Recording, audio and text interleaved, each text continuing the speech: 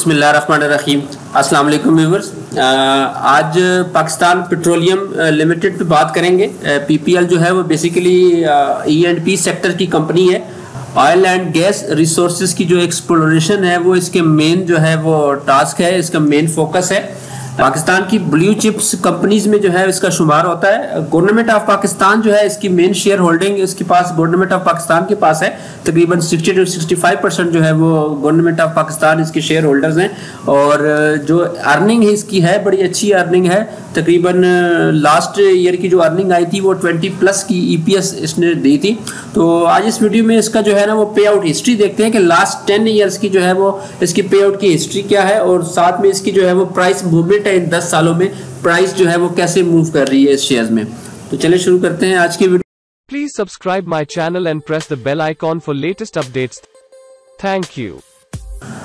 पहले चार्ट पे इसकी प्राइस मूवमेंट देख लेते हैं। ये जनवरी 2009 से पिछले 10 साल की अगर इसकी प्राइस मूवमेंट देखें तो जनवरी 2009 में जो इसकी प्राइस थी वो 98 रुपए की थी, और जो कि सितंबर 2009 में जो इसने अपना हाई लगाया था वो 238 का हाई लगाया। उसके बाद इसमें डाउनफॉल आया और जो अगला इसने लो बनाया है वो जनवरी 2012 में बना है 160 रुपए का, और 160 से ये फिर जो है सितंबर 2013 में ये 261 का इसने हाई बनाया है। तो 160 से 261 तक इसका हाई बना है। उसके बाद फिर जो है इसने अपना जो लो लगाया है वो जनवरी 2016 में फिर 98 पे आया है, यानी कि पूरे 8 साल के बाद ये दोबारा अपने उस लो पे आया था 98 पे। और इसी तरह दिसंबर 16 में यानी कि 10 या 11 महीने में इसने जो अपना हाई दोबारा पोस्ट किया है वो 195 का पोस्ट किया है। उसके बाद फिर इसने अपना जनवरी 17 में फिर इसने लो लगाया है 137 का, और जून 18 में यानी कि 1 साल बाद उसने फिर अपना जो हाई पोस्ट किया है वो 224 का। और उसके बाद करंटली जो अभी जो इसका मेजर लो है वो मार्च 2020 में इसका लग चुका है 68 रुपीस का। तो इसकी जो मूवमेंट है पिछले कोई 10 सालों में इसने जो बड़ी मूव्स अगर हम काउंट करें तो 4 दफा ये अपने लो पे आया है, एक्सट्रीम लो पे आया है। और जैसे ही ये अपने एक्सट्रीम लो पे आया है उसके फौरन बाद जो है वो 1 से 2 सालों में इसने जो है वो 100+ की मूव दिखाई है। यहाँ पे भी अगर देखें तो 98 से ये 238 रुपए जो है वो तकरीबन 9 महीनों में गया है।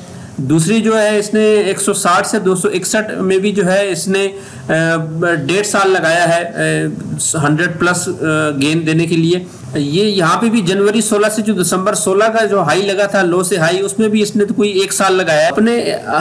अपने जो है एक्सट्रीम लो के बाद जो इसने रिकवरी पोस्ट की है वो 100+ रुपीस की जो है वो रिकवरी दी है।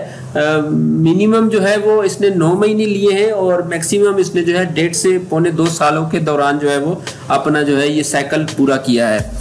तो अब आते हैं इसके पे आउट हिस्ट्री की तरफ आते हैं कि पे आउट हिस्ट्री इसकी क्या रही है। तो फर्स्ट करते हैं कि हमने जनवरी 2010 में 1000 शेयर लिए थे, जो उस टाइम उसका रेट चल रहा था 190 का। टोटल 1,90,000 की इन्वेस्टमेंट्स थी। तो 2010 में जो है हमारे पास 1000 शेयर थे। कंपनी जो है वो 20% बोनस अनाउंस किया, यानी कि 200 बोनस शेयर, और साथ में जो डिविडेंड था वो फर्स्ट क्वार्टर में उसने 50% दिया था और फाइनल क्वार्टर में 40%। तो टोटल 90% का जो है वो डिविडेंड भी दिया था, जो कि अगर रुपीस में कन्वर्ट करें तो 9000। तो 200 शेयर्स बोनस के मिले और 9000 जो है वो डिविडेंड का हमें आया। तो 2011 में जो हमारे पास शेयर्स हो गए थे वो 1200 हो गए थे। फिर 2011 में फिर कंपनी ने 10% बोनस दिया, यानी कि 120 शेयर्स जो है वो एज ए बोनस मिले। जबकि डिविडेंड जो है वो तीनों क्वार्टर में डिविडेंड दिया था। फर्स्ट में 50, फिर दूसरा 50%, फिर उसके बाद फाइनल जो है वो 20%। तो टोटल जो है 120% का डिविडेंड दिया था, यानी कि 112 रुपए पर शेयर के।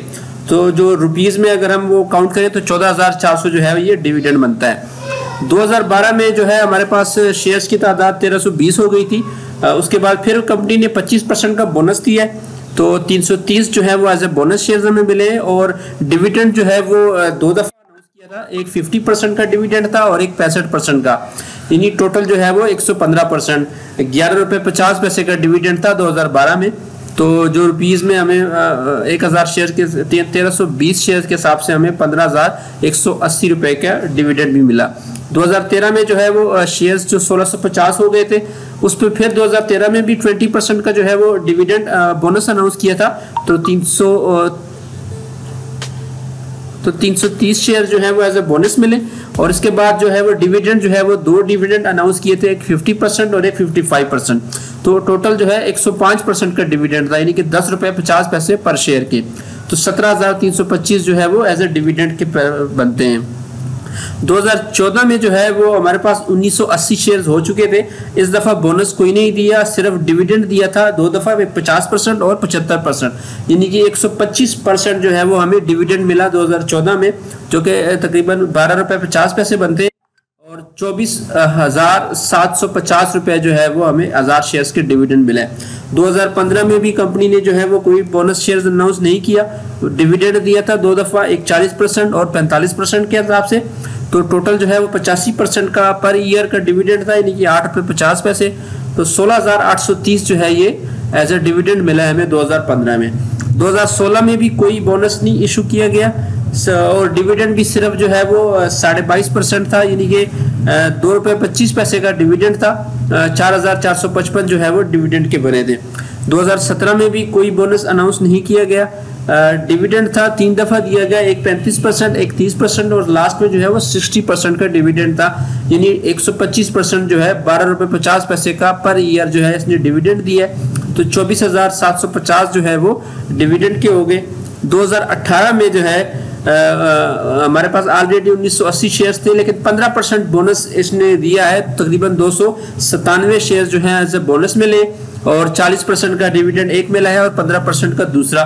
तो टोटल जो है वो 55% का डिविडेंड था, यानी कि 5 रुपये 50 पैसे। तो 10,890 रुपए जो है वो डिविडेंड के मद में मिले।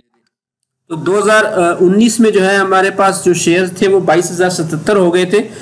2019 में भी कंपनी ने 20% का बोनस अनाउंस किया था। 455 शेयर जो है वो एज हमें बोनस के तौर पे मिले। तो डिविडेंड जो था वो 20% था। तो 2 रुपए पर शेयर का डिविडेंड मिला था। 4,556 रुपए का डिविडेंड भी मिला और शेयर जो है वो हमारे पास 2020 में जो है वो 2732 हो गए। तो 2020 का अभी रिजल्ट आना है, जून का एंड क्वार्टर हो चुका है, तो अगस्त या सितंबर में इसका रिजल्ट आ जाएगा, तो उसके मिलेंगे। तो अगर टोटल अभी तक डिविडेंड काउंट करें तो 1,42,134 रुपए का डिविडेंड आ चुका है इन 10 सालों में। तो डिविडेंड अगर पे आउट को थोड़ा सा एनालाइज करें तो जो लास्ट 5 ईयर थे, तकरीबन 2014 तक जो है वो कंपनी का पे आउट जो है वो जबरदस्त रहा है, आउटस्टैंडिंग रहा है। लेकिन उसके बाद जो है लास्ट 5 ईयर में कंपनी का जो पे आउट है वो एवरेज ही है, कोई इतना आउटस्टैंडिंग पे आउट जो है वो अभी तक नहीं आया 2014 के बाद जो है। तो अगर इसकी करंट वैल्यू निकालें तो करंट जो है वो 94 रुपीज़ पर शेयर है, ट्रेड हो रहा है। तो 2732 शेयर्स के हिसाब से हमारे पास अभी भी जो है 2,56,000 जो है वो इसकी अमाउंट बनती है। 1,42,000 ऑलरेडी पे आउट की सूरत में हमें मिल चुका है। तो ये अपने लो पे ही है। अगर तो ये अपना हाई की तरफ जाती है, 140-150 का हाई बनाती है, तो यहाँ से जो है ये 4 लाख 5 लाख तक जो है हमारी इन्वेस्टमेंट जा सकती है।